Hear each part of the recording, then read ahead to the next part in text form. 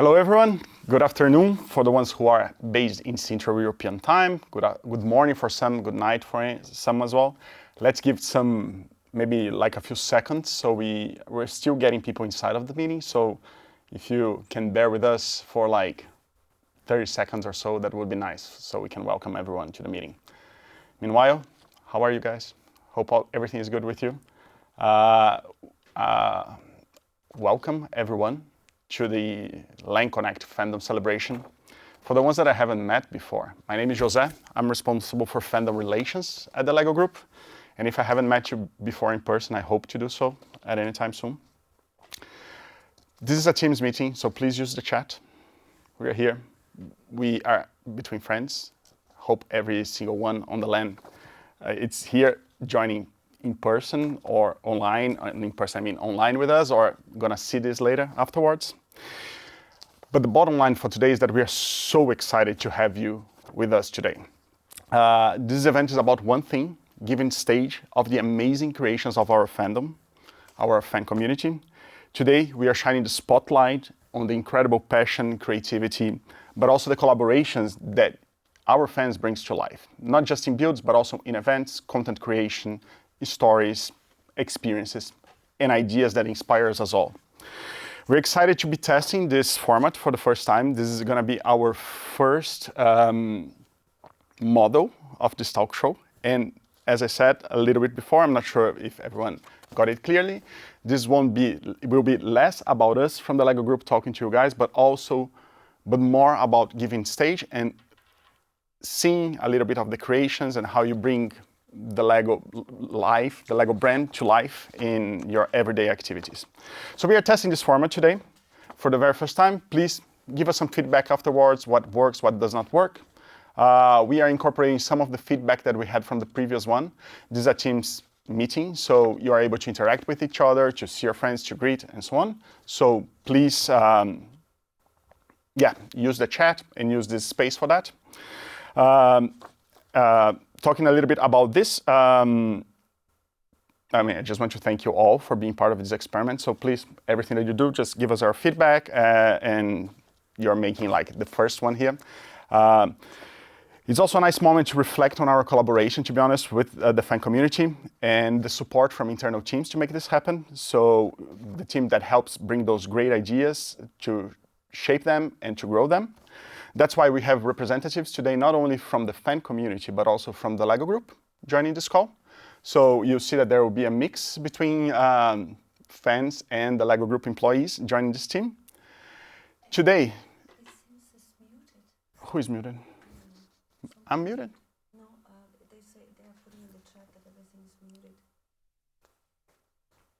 muted. Am I being muted?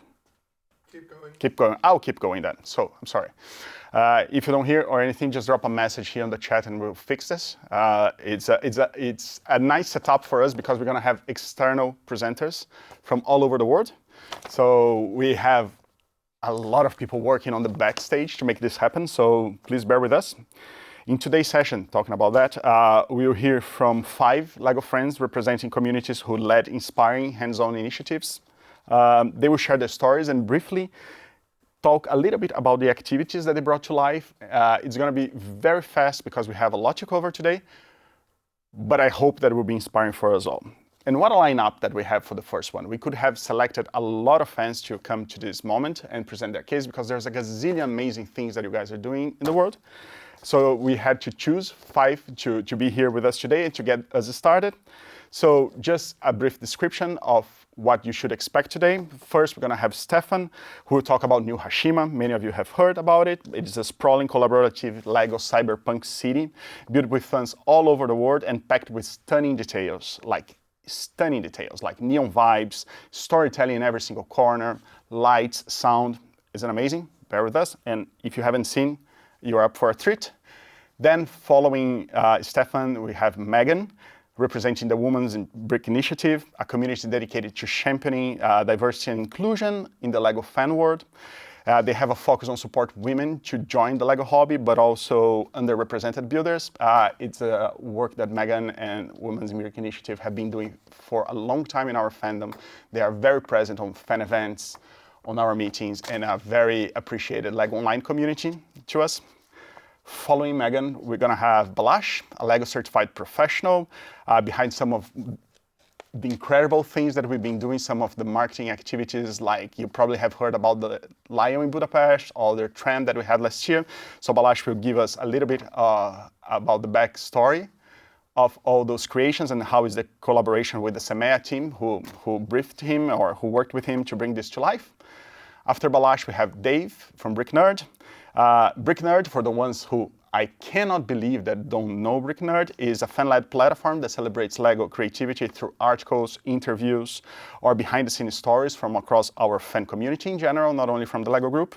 He will tell us a very wicked story, so bear with us, and that's going to be super fun. And to finish today, we welcome Prince. Prince is also a LEGO certified professional. Prince has been an AFO for a while, so Prince has many hats here, but he's going to talk a little bit about the China AFO Festival, which is an A&E that was recognized last year, and is it's one of the largest A&Es that we have in Asia. So we're going to hear a little bit about the stories and the creativity and what happens on that event.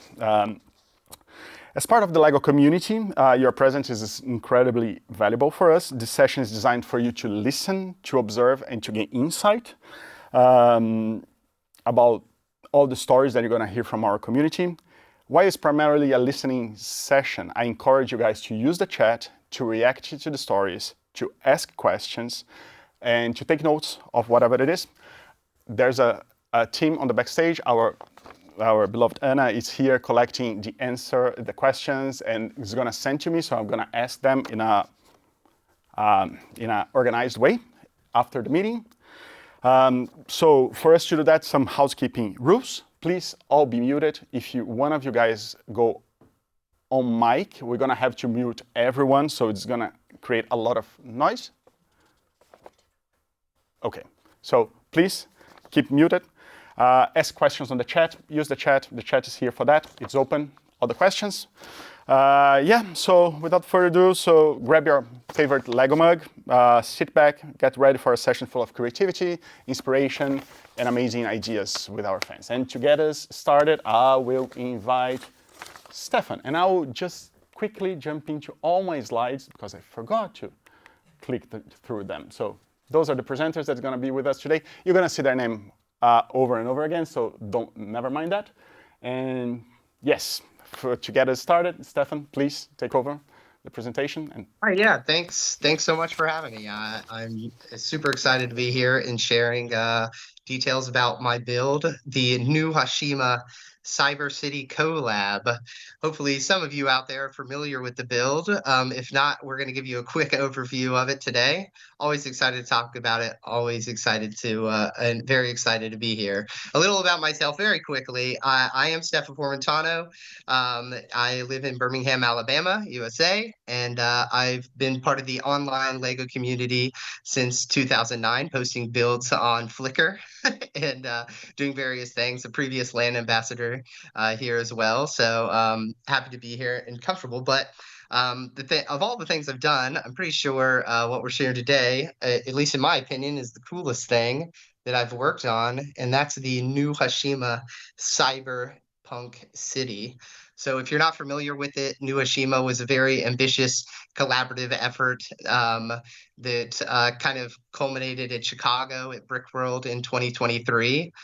It's a cyberpunk city. If you're not familiar with cyberpunk, it's a near future dystopia fictional setting described by high-tech low life. We chose cyberpunk for one, just because it's very cool, and number two, because we were able to create sort of a fictional reality that has fun elements, but was also grounded in reality. So I was always drawn to this genre, and that's what we chose for our setting. We're going to play a quick video here, and I'm going to give you some details about the build. So the build in Chicago was 20 feet by 20 feet, or 6 meters by 6 meters. We reached heights of over 4 meters tall, so over 13 feet. We had 88 contributors who came and helped bring this vision together, mostly builders, but we also had digital creators, media people such as Taylor Jones, who shot this video, and many sponsors who helped bring this vision to life. There were 7 countries represented in Chicago with people who had brought builds to the display. It took us 5 days of setup for the 2-day weekend show, and about a year of planning went into the build. I've been working personally. This has been a passion project of mine for the last 5 years. But coming together and planning for this show was a 1-year period. Now, all of this planning is it was really helped in how it worked. So we're not going to go into deep details, but I am going to mention the real foundation of the planning was based on this cube system that you can see here rotating. We designed this modular stackable cube to make it easy to bring those 88 or 80 plus collaborators together in one place and easily incorporate their builds into this enormous display. So builders ahead of time would claim spots on the build where we had pre-planned space for these cubes, and they could easily show up from wherever and place their builds on. So really the secret behind it all is this cube system that was developed for these cyberpunk collabs. So you can see in this picture on the right, Simon from Germany placing his tower on top of these six stack of these cubes. So in certain instances, we had up to 6 cubes high. And we were actually in the hotel lobby in this picture testing the stability of these because we were a bit nervous going into this build. We were on quite a large stage for it, and so we had some testing to do. You can also see in the cube we have this hole in the middle for routing power to capture that like cyberpunk edginess, the like neon glow from the city that you expect in cyberpunk stories. We had to light the entire build, and this cube system having the hole in the middle made it easy to route things from the topmost sections down to the bottommost sections. So the secret behind it all is the cube. And we're going to have a nice overview here. So we have us here sitting on Saturday. They turned out all the lights, and we could really sit and enjoy the glow of the city.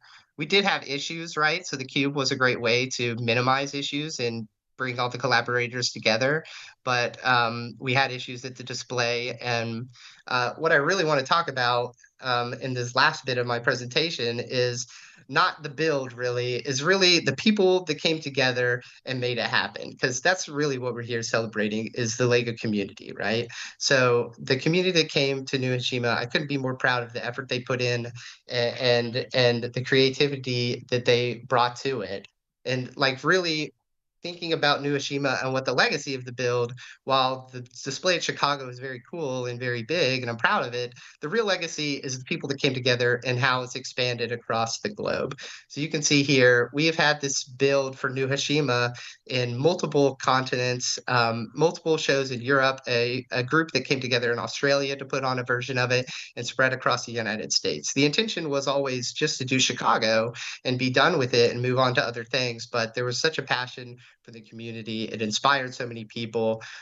We were very happy to continue on and share the knowledge we had gained planning with other people and encourage other leaders to emerge who wanted to lead their own New Hashima builds. So I think really the legacy of the build is the cool people we were able to work with and the massive expanse that it made and laid over. So here are some of the different iterations of New Hashima from around the world, the different skylines that we saw pop up, again, spread throughout Europe, Australia, and the United States. And here we have some of the group pictures of the different collaborators that came together from the different areas of the world. Again, the friends we made along the way is the most important part. I've been very fortunate to work with many talented builders from across the globe, and encouraging and inspiring other people to use their creativity and bring their visions to life within the new Hashima has been the most rewarding experience. So this is a quick overview of the build. There's obviously tons of stories to tell. You can learn more if you're interested in doing a collaborative project like this or have any kind of questions or ideas. You can always reach out to myself or Simon Liu, who was the other admin for the build. We're happy to talk about it. If you want a more deep dive into it, Brick Nerd had some amazing coverage after the Chicago show, and we did some deep dives into it. And there's some great articles to read on Brick Nerd out there. So again, thanks so much for having me here today. I'm extremely passionate about this project and happy to have the opportunity to share it with you all. So thanks.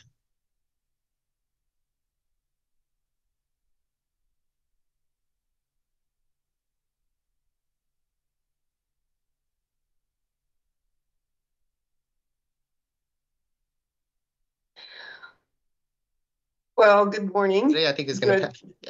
Good afternoon, good evening, everyone. I am Megan Lum, and I have to say I had the unenviable position of following New Hishima. I had the privilege of seeing that incredible creation in Chicago in 2023, and wow. But what really strikes me is that what we have in common, which you'll see in a moment. I have the privilege of being the LAN ambassador for the Women's Brick Initiative. We are an online community that's been recognized since 2017. We've recently updated our name and logo. Small change, but an important one. We've included a plus instead of an apostrophe in women's to really recognize our non-binary and trans colleagues. We feel it's important. Our whole purpose is around, as Jose mentioned earlier, to encourage more women and girls, as well as underrepresented populations, to discover their creative vision using the Lego brick. We have been around for a while. We do have a social media presence. I won't belabor it here, but in case you want to find us, there's a number of ways to find us.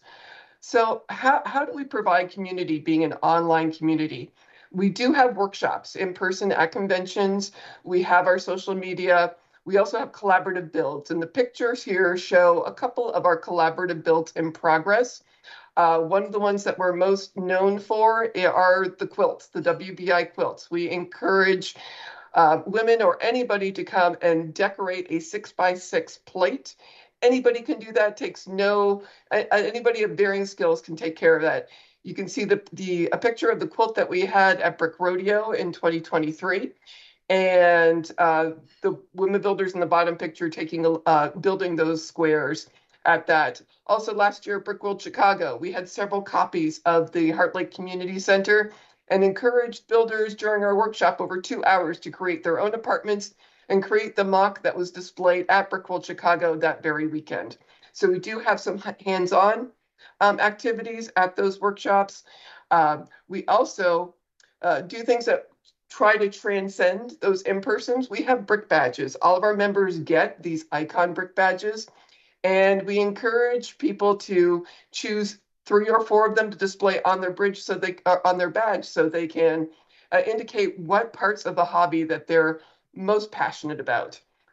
We have a code there here, but how we also foster that community is when we go online and people want to share their builds or share their vision, their photos, or other things. We have specific hashtags so others can identify folks with those interests and collaborate around that. I would be remiss if I didn't talk about our research. We do a lot of research in diversity, equity, inclusion in the LEGO ecosystem. We do have an intern program. We have things that I won't go over all the research details here. You can see some of the lists. We do have an annual top 10 list of equity inclusion of areas where we think LEGO has done great in equity inclusion in recent years. We also identify opportunities of things where we think LEGO can do a little bit better.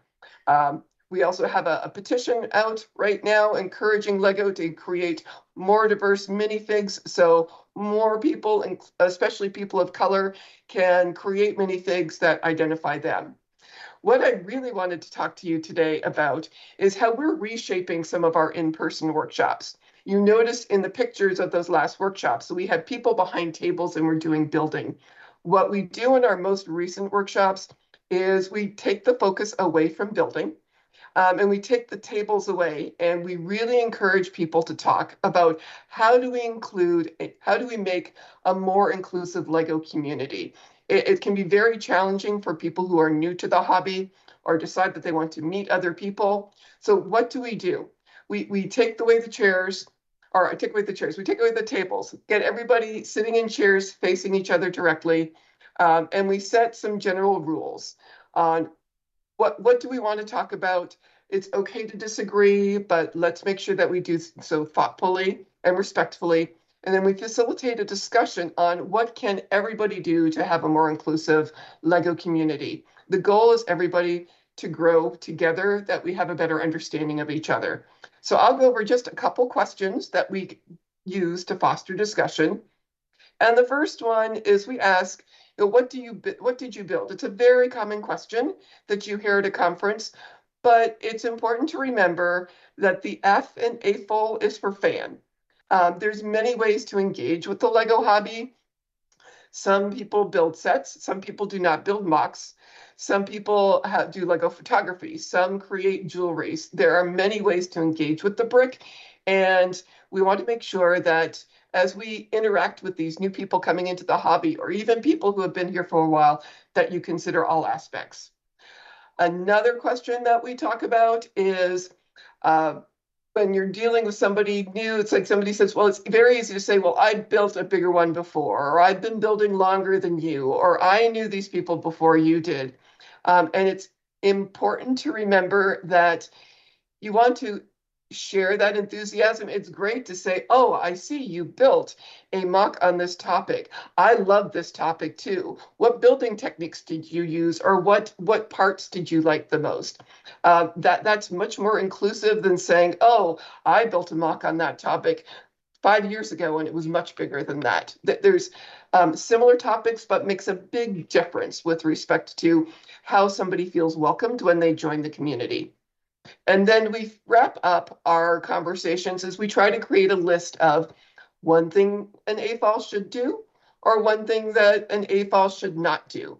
And we feel these sessions that we have at our conference very much. We've gotten a lot of feedback that people come to our sessions. They feel our sessions are one of the most important of the conferences that they come to, because we talk about important issues that affect the Lego community and how we can all move forward together. And with that, I will close. Thank you very much for your time, and really happy to answer questions either here or offline. Amazing. Thank you so much, Megan. It's so good to see both presentations following one another, New Hashima and Women in Brick Initiative, because they show the breadth of the Lego play and how you can engage with the Lego hobby in so many different ways. You can dig into something and make a master build, or you can just have fun and engage and talk and use the Lego building as a social process as well. So you can discuss and chat and have fun. And that's the most important thing, in my opinion. Following Megan, we have Balázs, and I'll hand over to him to talk a little bit about his marketing activities that he's been doing with our SEMEA business unit. So Balázs. Thank you so much, Jose, and thanks everyone, and welcome to this amazing event. Yeah, I was thrilled to listen to the previous speakers, just to see how many talented people are out there. I have no idea about, and it's amazing how amazing stuff you can do with the brick, as Megan said. So just like most of you out there in the audience, I never stopped playing with Lego myself. So much so that it actually became my full-time career at some point. And in 2017, after building for about 10 years already, I joined the LCP program. And in the last 10 years or so, I had more than 500 projects for Lego Hungary, Lego stores, and also a lot of others, and private owned builds as well. And my love started with Budapest. So I started out as architecture and landmarks located all around Budapest. So just give you a few highlights. In case you come to Budapest, you can just have a look at these real life. So here's a scaled up version of this micro scale build that I put together a few years back. And I do some modern micro scale architecture, also some quite nice office buildings as well. Not the usual cube blocks. I've done a lot of cars. So this car lives in a museum of Hungarian inventors. A lot of community mosaic builds. So like this Millennium Falcon, a lot of replicas of real life objects. And this is one of my favorite.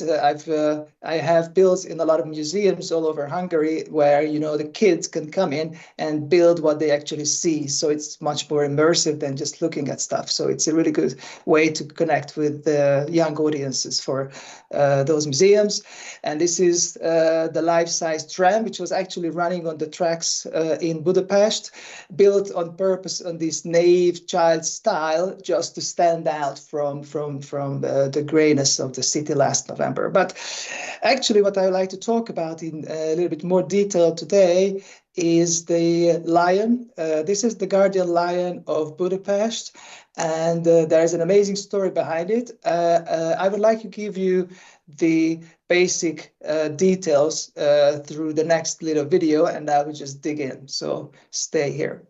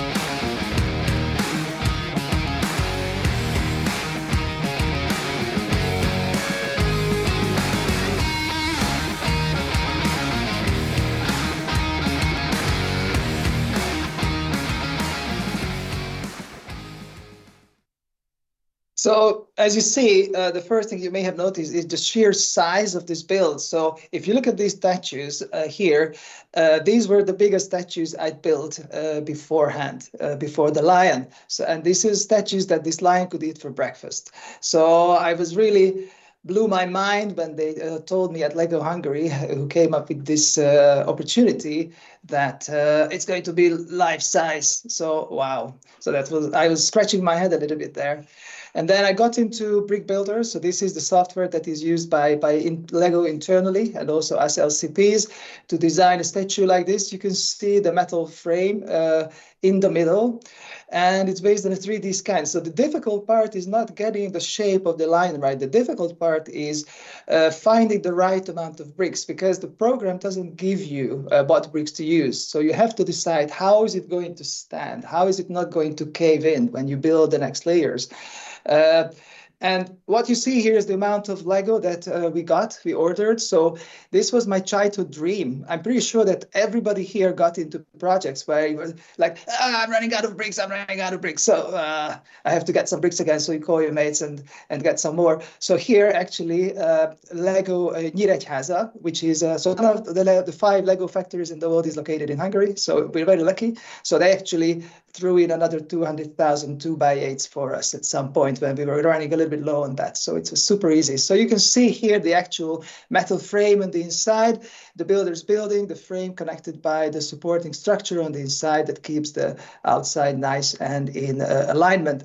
So one of the biggest challenges was actually to build this in 6 weeks, yes, from very beginning to the very end. So we went 24/7, and I had to keep training new builders from the fan community. We had employees from Lego Hungary and people from all over. So there was a lot of turnover of people. And if you look at this picture, this is the building view of Brick Builder. So it takes a bit of getting used to, if you look at that. So that was probably the biggest challenge for me, running up and down all day and just helping all the builders. So at any one time, there were 5 to 10 builders working on it. The biggest technical challenge by far was the jaw, because it's a big console. And here in the next pictures, you can see how the metal frame extends into the jaw. Here, the trick is to align the separate piece so that when you get to the level of the statue, then it joins together. So it's like building a building. You put up a scaffolding and off you go. Here you can see some fun improvised solutions, because once you build a statue big, things can fall into those little wells, like phones and stuff. So we had to recover them, finding different ways. And you have to put the computer somewhere when you are on top of a 2-meter curvy shape. The biggest thing was a good team. So this is the core team finishing 2 a.m. I think I have a little bit tired face there, but it was all worth it. And it was amazing fun.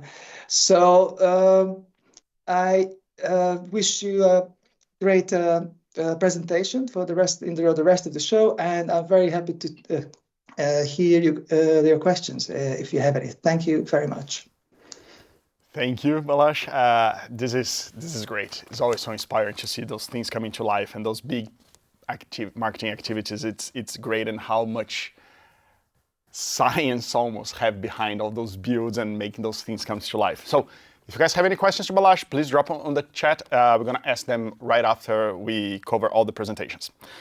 Following Balázs, I will invite Dave from Brick Nerd to tell us that wicked story that I told you guys in the beginning. So Dave, please take over. Hi, everyone. I'm Dave from Brick Nerd. I'm really excited to share about a fun opportunity that we have that we helped will into existence. That essentially teaches the point that it doesn't hurt to ask. We were able to build Lego with the cast of Wicked on Broadway, and I'm going to tell you a little bit about how that came to be. First off the top, a little bit about Brick Nerd. We have about 40 volunteers around the world who love writing about Lego and Lego product, about fans, about cool things that they do. We do deep dives. One of our core things that we want to do is preserve Lego history. So we want to write about the Women's Brick Initiative or New Hashima and some of the cool things that people are doing to learn about it. And that way we can share. And this is stuff that will be relevant in 5 years as it is today. So in October of last year, there were the teasers about the Lego Wicked sets coming out. And I happen to know someone who was in the original cast of Wicked. And so I thought, maybe I should reach out and say, if we were to receive the Wicked sets early, we could maybe make something happen. And this is a little bit of how that happened. It doesn't hurt to ask. After I kind of presented the idea, obviously Lego's team was very excited about the possibility. A package showed up at my door, and I got all the sets and took them into New York City. Taking these into New York City and essentially on a photo shoot was quite fun. People were asking me, what are these for? It was after they were announced, but before they were released. And so it was quite exclusive. But I still had to figure out how to get in contact with the cast. So I had to ask. I reached out to my friends and said, hey, we have the sets. Would you know anybody who likes Lego in the cast? There's got to be somebody on the cast who likes it. And very, very quickly got a lot of emails in reply. We have Natalie Vivino, who plays Elphaba, Brad Oscar, who is the actual wizard on stage, as well as Alfonso, who is one of the original cast members, one of the longest running performers in the show over the course of its history. She just left. So then, having this kind of excitement, we had another problem. Everyone had their own schedules. So where were we going to build these sets? Were we going to do it in their homes? Were we going to do it in public? People were already it was attracting attention. And so it didn't hurt to ask. I reached out to the Lego store on Fifth Avenue, the flagship store, and said, hey, do you have maybe a back room or a conference table where maybe we could build quietly? It's kind of centrally located. We had to break the group into two to build. And they went above and beyond for us. Instead of a backroom table, they changed the whole store into the colors of Wicked with pink and green everywhere, set up a table right in the middle, and we were able to build Elphaba with Elphaba. There were kids, adults there taking pictures. I was able to chat with her about what it's like to be Elphaba. She started humming Defying Gravity as she was swooshing her character around the store. And it was quite amazing. She is a Lego fan. She's been a fan since she was small and building Harry Potter sets with her sister. Interesting fact, her sister has also played Elphaba on stage, and so she's the only two siblings that have ever played the Elphaba role, the same role, which was kind of a fun story to share. So that was a wonderful way to get things started. And when we wrapped up, the Lego store actually had spent the time on the custom minifigure printer and presented her with her own sig fig after the event, and it was really quite fun. For everyone else who could only meet later in the day, we had another problem. Where were we going to build?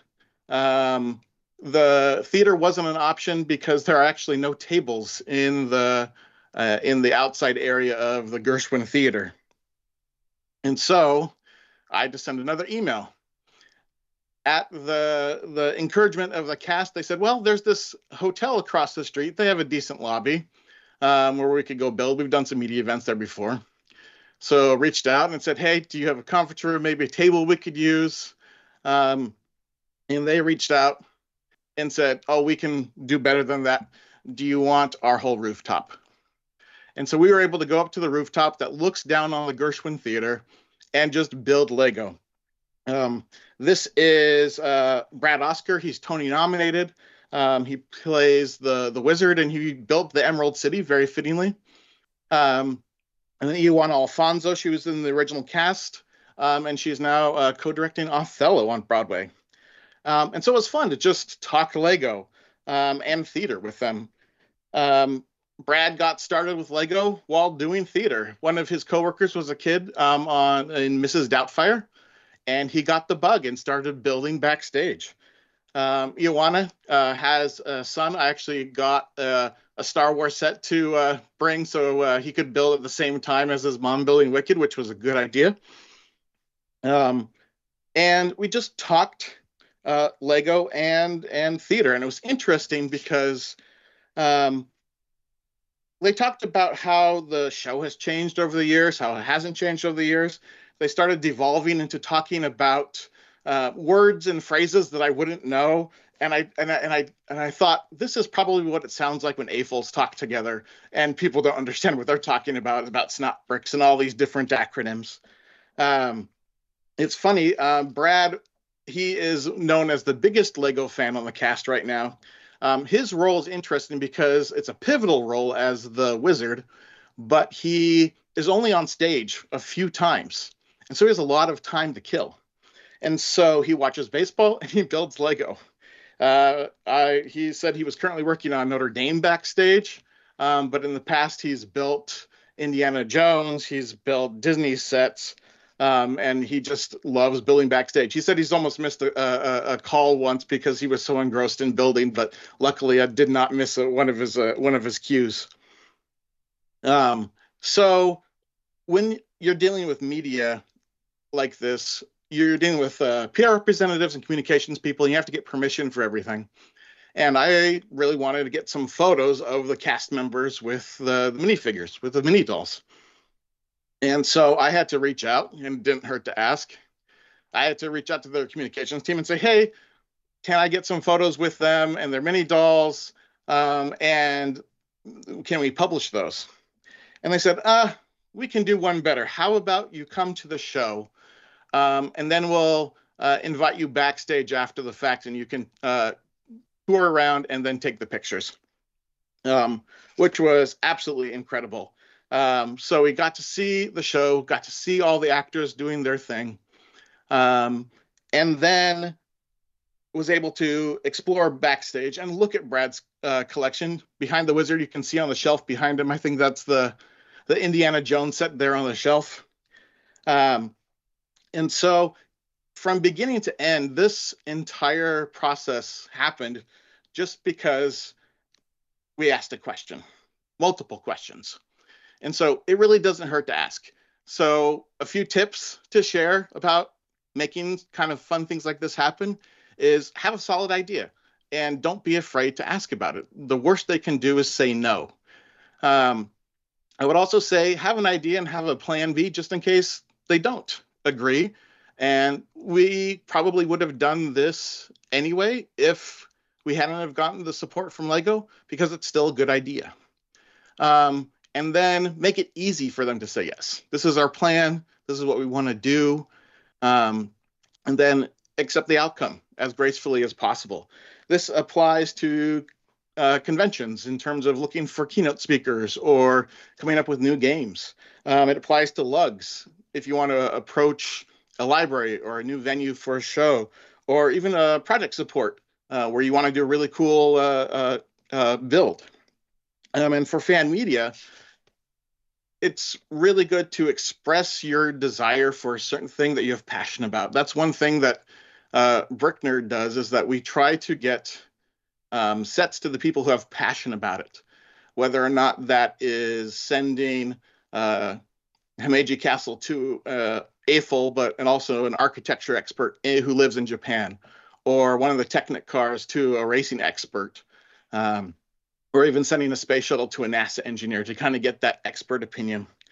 So that was a really fun experience. It shows that there are Lego fans everywhere, even behind the scenes on Broadway. And you can just imagine that Lego is even being built while you're watching the show. So you can go to bricknerd.com to read the whole story. There's a whole lot more information and videos. And if you have your own story you want to tell that you think would be fun to help preserve your Lugs history, please reach out. We would absolutely love to have that and host you and share this wonderful hobby that we all have together. Thanks, everyone. Amazing. Thank you so much, Dave. I think that there's so much to unpack in what you just told us, like so many nuances on the story and so much passion into how you went through it. And it happened a lot during this case. This is amazing. This is great. I'm having a blast watching all the cases and listening to the stories and hearing all those things. So thank you so much for the generosity of sharing this with us. And I can see that every single one on the chat is also reacting to every single of the presentations as well. I know that you guys that are presenting cannot see that, but there's a lot of curiosity, a lot of passion, and a lot of Lego love, as I tend to say here around what's being said.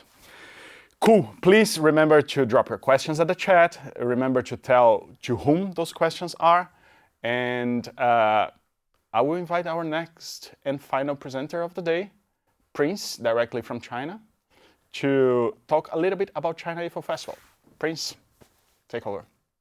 Hey, Jose. Nice to meet you again. So, hey, guys, this is the Prince. Today, first, I want to make a brief introduction of myself. As Jose mentioned, I actually have a lot of hats. I actually joined the LAN 12, 13 years ago. So first as the ambassador of Heroes Club in China, which we were recognized back to 2013. And I spent like 9 years in the United States, living in the Indiana states. That's where my Lego hobby starts. And my first rugby join was Indie Luck. If you guys there, then that's why the next year I form and just recognize the Lego, sorry, the Heroes Club in China. What's the relationship between this kind of past experience and Eiffel Festival? Because 2016 we had a grand opening in Jiaxing factory, which is the fifth Lego factory in the world. And during the grand opening, the Kyoto and Yongwei were participating, and they asked me the question. So you have a lot of fans in China. Why not like having the same kind of event exhibition at other countries? I think that's a good question. And after 8 months, we have our first Eiffel Festival.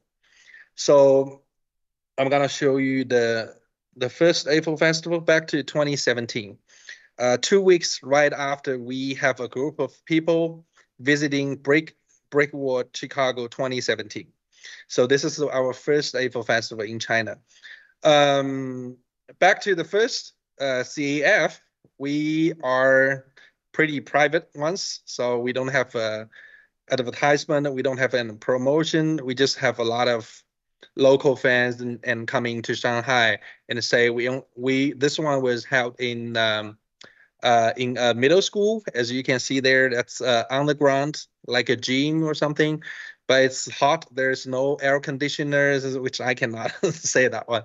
So and finally we have 61, 62 Eiffel's attendees and to bring their mugs coming from all over the China. So someone travel over 100 kilometers and bring their big mugs into this first Eiffel Festival. And the thing was, we don't have any Lego exhibition before in China, so people are very curious about what's the Eiffel Festival. So the name we give it to Eiffel Festival because we want people to have a 1 weekend that we can come and get a reunion every year to talk and to communicate and to encourage other Lego fans in China to become Eiffel, to join the Eiffel Festival. So this is our first Eiffel Festival. And the second one here, we actually get, let me see here. So the second Eiffel Festival, we are moved to another school, which we have a Lego designer join us.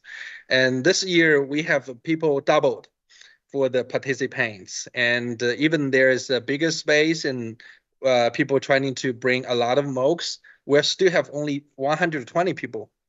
But you know, China, we have a large population. We have a very big, we are a very big country. So it's supposed to, we should have like 1,000, 5,000, 10,000 different Eiffels and coming to the Eiffel Festival.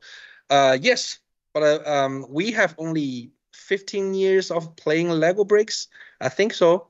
So that's the reason we want to keep going from different, from you are from different province, you are from different area, you have different cultures. You just use Lego bricks. You build a lot of different mugs and coming to Eiffel Festival to share with each other. So this is our second Eiffel Festival, and third one could be a very big one before the COVID. So we moved to the urban planning exhibition hall, which is right in the center of Shanghai. And surprisingly, we have a lot of public visitors because that's the kind of exhibition hall. People can just buy the tickets and come in. And we in this one, in this Eiffel Festival, we have a lot of new guys from Asian countries, also from Asian different the areas. So they joined the Eiffel Festival for fun and just for they saw the pictures from the last two Eiffel Festival. So they feel surprised. Whoa, you have a lot of talented builders in China. Yes, we do. We have a lot of people there. And in this, in third one, we actually have 180 AFOs been joining. And we have Stuart Harris coming to share a lot of experience of Lego House. And we really enjoy this AFO festival. And unfortunately, we have like a 2 years gap in during the COVID, but we continue our April Festival, and actually we stop and we have one, and we stop again. So we actually have one been open, which is our first April Festival in Shanghai Disney areas. So this is a very professional exhibition hall. Even that's during the COVID time, so we only have 96 people join, but that's very professional April Festival. That's the beginning of professional April Festival. So after 2021, we are thinking about the way or the direction or the future of the AFO Festival. Either way, we want to keep it as our private reunion, which we don't need a lot of people. And on the other hand, we have another direction, which is make it to the more public and to encourage more people and AFO in China to join. So after full consideration, we actually are recognized last year and become the 12th, if I'm become the 12th NE in the world. So after 2021, we have two consecutive ones in Fuzhou, which we really have more people coming back because now it's everything was over and people are free to travel, and we have more sections being joined, more workshop, more international visitors. So this one become our very important AFO festival last year in Fuzhou. And this year, I want to share is we have very good news. Is we will have our official China AFO festival right beside the Legoland Shanghai, which is the first Legoland in China. So begin next, no, not next month, begin this month, we will send our invitation over the world to invite all AFOs around the world to join the China AFO Festival. If you're interested, you just send me the email. We have some contact online. We will share our information, background, some talented builds, and yeah, I mean, that's a very excited one. And we also have very good benefit joining China AFO Festival, not about the joys, and it's about the Legoland benefits. Okay. Yeah, I think that's my story about the AFO Festival. That is great. Thank you so much, Prince. Cool. Well, a lot of questions here and a lot of good content. Thanks, Prince, for showing. I think it's amazing to see the evolution and also understanding how China is such a new country engaging with the Lego hobby and how big and how much it has grown over the years as well. So that's really cool to see.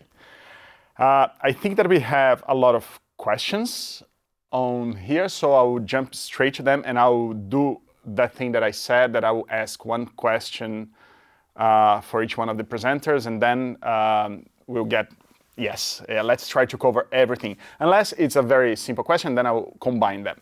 So to get us started, there's a question for Stephen. So first question is if New Hashima is coming to Bricks Cascade in Portland this year. It's super important. It is a goal of ours to get to Brick Cascade. I know there's talks of it, but no promises. But a dream of mine to take the model there. So fingers crossed. We'll see. Let's keep some mystery out there. Cool. Let me ask you another question that was very straightforward one.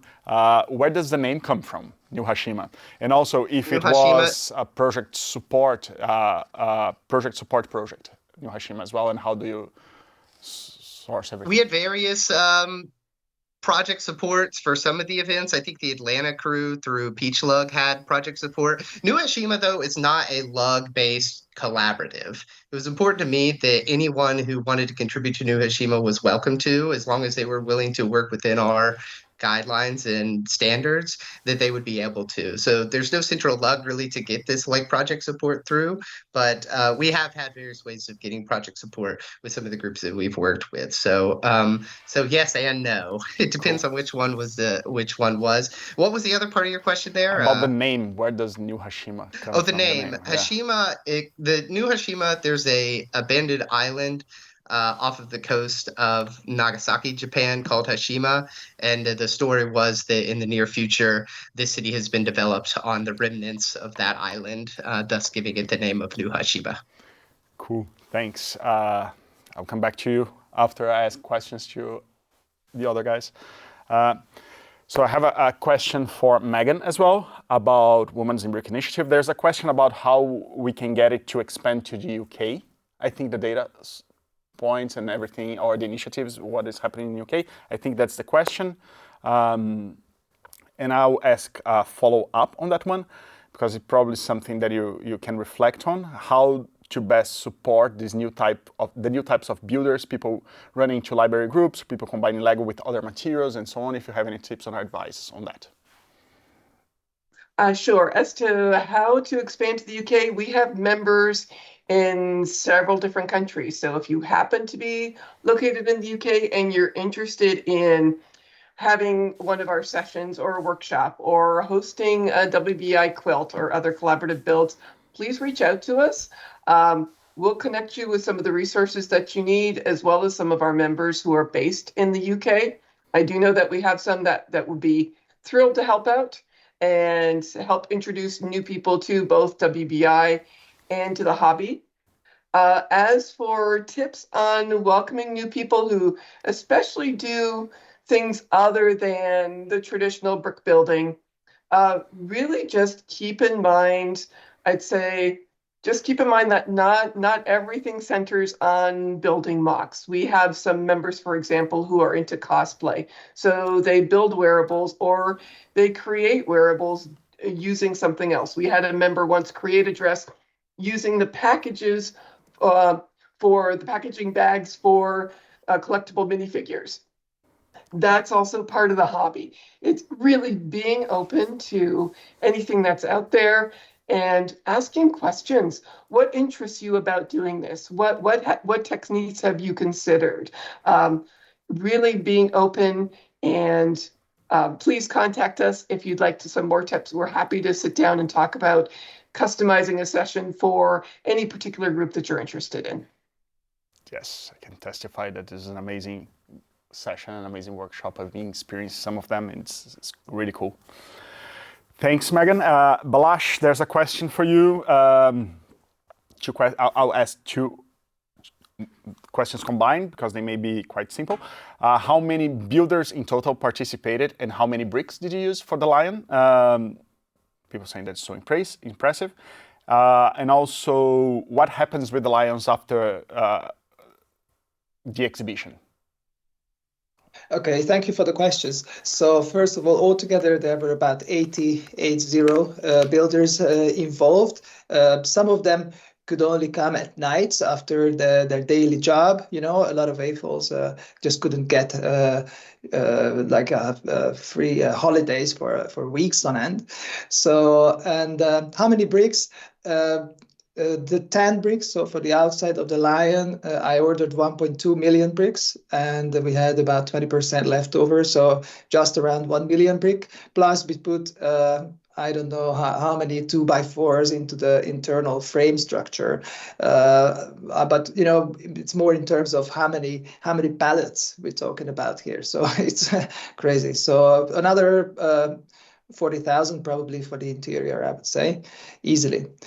Then what was the second question? What happened to the lion afterwards? Yeah. So it was on display for about 6 months in various locations around Budapest, and then it was on the main square of the town, where the outskirts of which the Lego factory is located. And right now, its final place is inside the garden, so the surroundings of the Lego factory in Nyíregyháza, actually. And you know, as you know, these outdoor structures have about 5 to 8 years of useful life before, depending on the climate, fading and water getting into them and just pulling them apart. So they eventually are replaced also in Legolands externally. So that's the afterlife.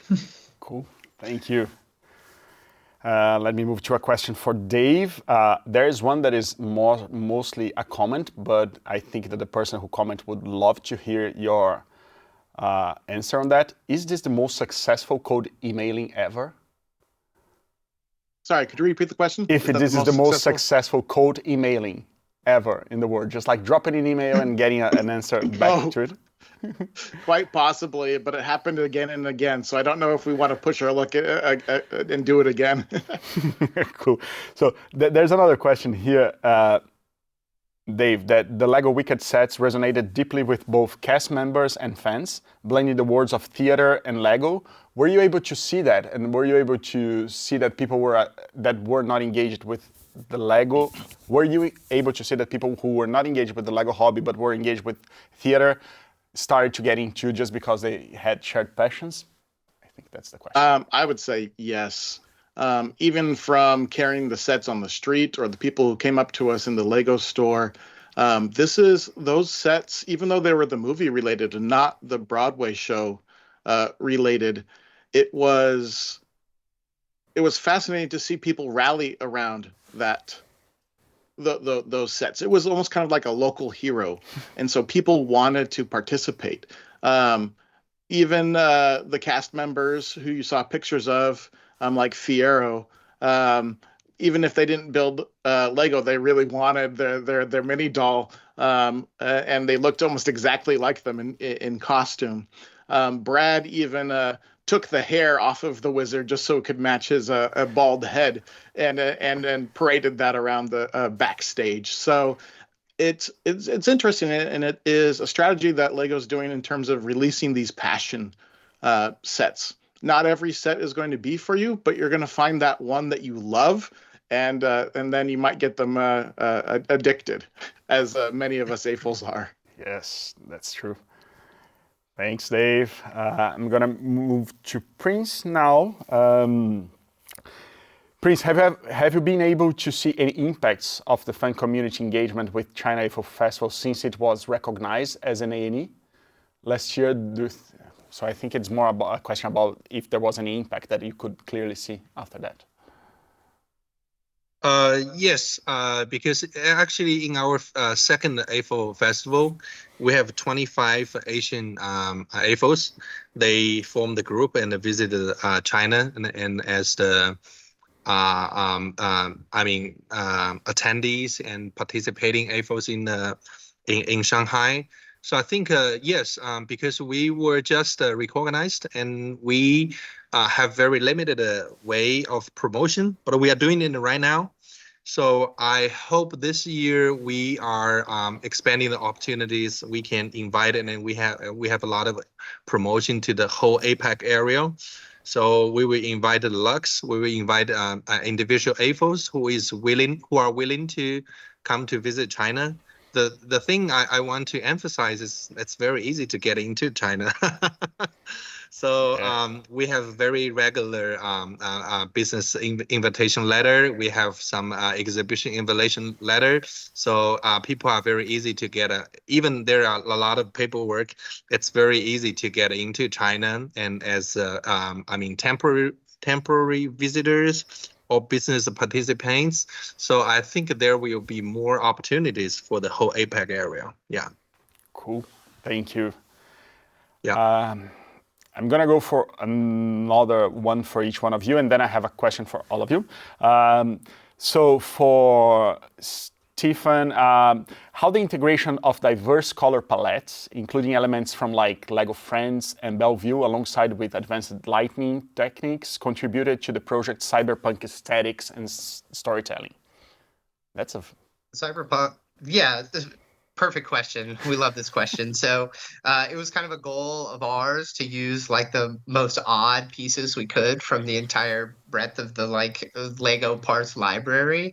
Cyberpunk, I mean, it has this like cool, colorful aesthetic, but grounded in like reality, as I mentioned in my thing. So the genre itself lends itself to using those odd colors and using those odd pieces. We had a lot of like architectural students and architects working who contributed to the build in Chicago as well, and they were very good at spotting those pieces that would make interesting architectural elements. And it was just a challenge sort of the group took on to grab those interesting elements and see how we could incorporate them into the build. It became an internal challenge, like who could find the oddest piece and make it work. And it was just a fun thing. And again, the genre just lends itself to that. Cool. Thank you. Let me. By the way, if anyone has any other extra questions, please ask ahead on the chat. We can capture them if we're not able to cover everything right now, but otherwise we'll do it now. Megan, there's another one for you. I imagine that over the past few years, the presence of women in the LEGO communities has significantly grown. I think this is a question for you as well. How do you see the evolution of female participation over time? What are the key themes or trends that have emerged, and how you view like LEGO Botanicals or arts as potential gateways for encouraging even more women to join the community? Ooh, what a great yes. question. And there's so much to talk about there. I think the simple answer is yes. We definitely have seen more women join the Lego hobby, which we are thrilled about. We've seen that in person when we've gone to our workshops, and the places that we have available for registration fill up right away. We've seen that on our private Facebook group, which has grown considerably in size over the course of the last couple of years. I think there's a couple factors to that. Dave talked about those passion sets that LEGO is putting out. I think botanicals in particular, as mentioned in the question, really have a lot of resonance with women. We've noticed a lot of women that have started just building one of those botanical sets, and the next thing you know, they have several of them. I think another factor has been what we call the Friends effect. Lego Friends was introduced in 2012, and of course was targeted towards girls. A lot of great sets there. It continues to be a fantastic theme. But what we're seeing now are those girls that started with Lego Friends sets in 2012 and the following years are now women that they have now been building friend sets for over 10 years. So we are seeing girls that grew up building Lego Friends, now are adults building Lego Friends, and many other sets as well. So I think that is really starting to pay off. We're seeing more women come into the hobby, and they know the history of Lego Friends, and consequently the history of so many other things. So I think Lego's done a great job of targeting sets to meet women's interests, and which of course are everybody's interests, but we've definitely seen the impact on our membership as well. Cool, thank you. That's a great insight actually. Next one's for Balázs. Balázs, how one of those great ideas of big builds is born and come to life working together with the business units? What is your role and their role? So each year, typically early or towards the end of each year for the next year, we have a sit down and we just think of the opportunities or topics that are going to be current, either because of something that LEGO does, like the Rebuild the World campaign with this particular Lion project, and we just have a lot of ideas. So this Lion project was a once-in-a-lifetime opportunity because the real lion statues were removed from where they were. And out of this brainstorming, we came up with this idea that let's place the lion in the actual pedestal, on the pedestal where the normal stone statue is. So that's how we usually work. And just like any good idea, you always have a couple of other ideas which were never realized. So I think all the good ideas in the world have a lot of brainstorming, a lot of ideas that are going into it, but not realized in the end. So that only the best can survive. Yeah. Yeah, true. Well, that's with everything, right? So It's good to hear that happens on those amazing creations as well. It gives us like a warmth to see that this is how it goes. There's another question for Dave here. How does Brick Nerd navigate to maintain its authenticity and community-driven content while engaging with broader audiences and potential new themes? I think because we operate as a nonprofit, we're more about preserving Lego history. We want to share the stories of the community. Yes, that we get excited about new sets, and I think everyone gets excited about the new sets. We're just as giddy going to the Lego store as anyone else. But it's more, what does the set represent? What led to that set culturally? Why is it now in the moment? And then what can an expert say about that? When the Shire from Lord of the Rings came out, we went straight to the biggest Lord of the Rings expert who we know that builds Lego to talk about it. And so being able to approach it from that kind of perspective where when we're talking about new products, which we don't talk about that often on Brick Nerd, we like talking about the community a little bit more, but when we're talking about new products, we go to the person who's passionate about it. And so maybe they only write once a year about a new product. And so you can hopefully feel that authenticity coming through in the articles that we publish. That's super cool. Thanks, Dave. Final question before I move to the question for everyone.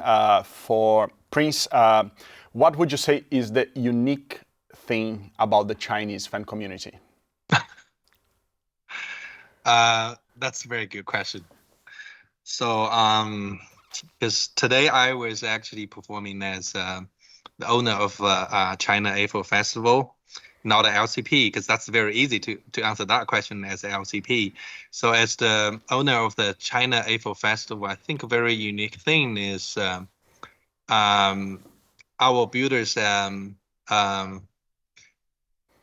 We have only like 15 years of playing Lego bricks, compared to European countries and the US that could be 40, 50 years and playing.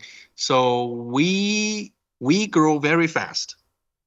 So in a very short time, we can have a lot of people get addicted to playing Lego bricks, to buying Lego sets, to know the whole history of the Lego group.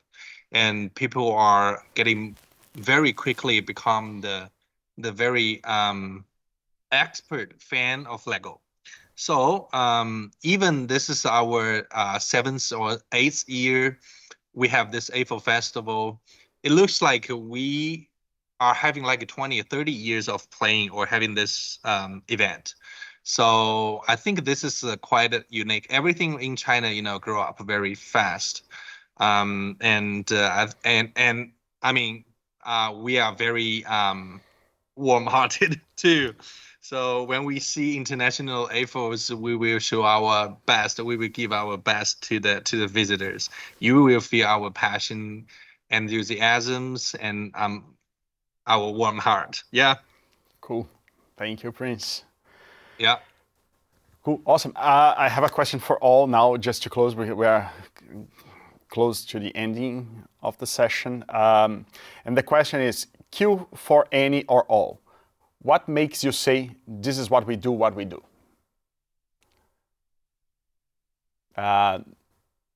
Does anyone wants to start? I think it's for all. So if someone wants to jump in and answer, like, this is what I do, or what we do, what we do.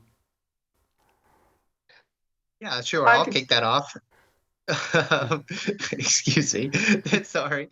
Why do we do what we do? I know for me personally, that kind of changes differently. I'm reflecting on the project that are presented on today.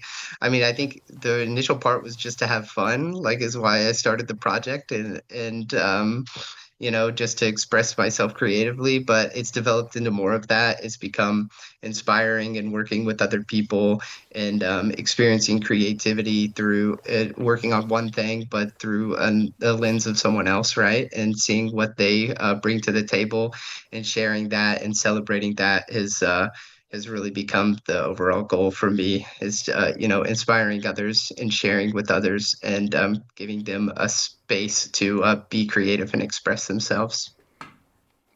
Awesome. Thanks. Stefan probably took a lot of what I was going to say. I would just kind of reinforce that one of our taglines at WBI is "Clutch holds more than bricks together," which is really true. It's not as much about the bricks. Of course, we all love the bricks. We all love the sets. We all love building. But one of the real joys is connecting, no pun intended, with other people who also share that joy. And so our real purpose, why we do what we do, is try to share that joy with others, making sure that everybody feels welcome, that we can all participate in this fabulous hobby that we all share. Awesome. I'm going to jump in on that too. And again, the answer is it's more about people and the community. From BrickNerd, it's also about preserving that knowledge. We kind of have generational knowledge. Some old time builders that only built when there were only three colors of brick, to people now who have only built sets and are starting to look for resources to become a mock builder. So it's definitely more about the sets. Lego isn't just a product; it's a way of life for a lot of us, and there's a lot of issues that come with that: storage, costs, and even techniques. And so it's just this wonderful cultural exchange, and it is a language that doesn't that crosses boundaries. I can travel to a country in the middle of Europe or middle of Asia and have a conversation about Lego, and we're all speaking the same language. Yeah. Absolutely. So can I just continue on that thought that I remember when 12 years ago I built a huge model of the Liszt Music Academy of Budapest, and as we unveiled it, we took it and put it on the table outside the building itself.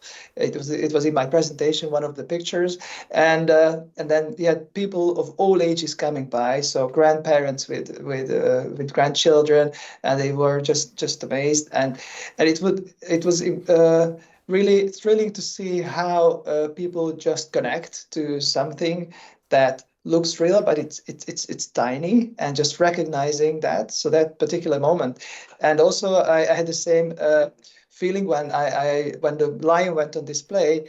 I was just loiter around the statue and just listen to what people say, and the moment when they realize that, wow, so that feeling is absolutely amazing. And also to build together. So now I don't have a constant team, but I have like 10-15 people who can join me for the builds, and to see how they have been inspired over the years, and what kind of directions they are moving on to. And that also includes some of the former players on Lego Masters, where I was the judge in the first series 2 years ago. So it's amazing to see how people develop through this on all levels. Absolutely. Thanks, Balázs. Yeah, and for me, actually, both for being as a China LCP and the owner of the China A4 Festival, I hope this fan event can be international ones, and could be a kind of the open window for the international visitor. They can come and see what the real China is, because a lot of Asian countries were not even the Asian countries in different areas, we are not English speaking. So we are quite difficult to get connected with the global community. As I attended the JBF for 7-8 years, I think the JBF is our role model. We can see why that's very popular in Japan, that people want to come to Japan because they want to travel, they want to play, they want to eat in Japan. And I want to say we also have this very, very good point that you can visit. And I know I have a lot of international friends. They are very curious about what China is. Yeah, I just want to say it and come to see it. And yes, Cool. that's my passion. Well, thank you five so much. Thank you, Stephen, Megan, Balázs, Dave. Prince, it's amazing how much time you have given to us to show your stories and to be with us. And what you guys seeing here in this hour and a half almost comes with a lot of preparation, and 1.5 hours before that we were just connected. So thank you so much for being so generous and being with us. For you who were presenting online, who were listening and engaging online on the chat, thank you so much as well. That means a lot. And I just want to thank you all as many times as I can. And my last thing, I wasn't asked about it, but what makes me do what I do is some things like that, being able to hear those stories and being able to understand the power of the brick. So keep playing well, and I hope to see you guys anytime sooner, in person or in any other digital event. See you guys. Bye-bye. Thank you, guys.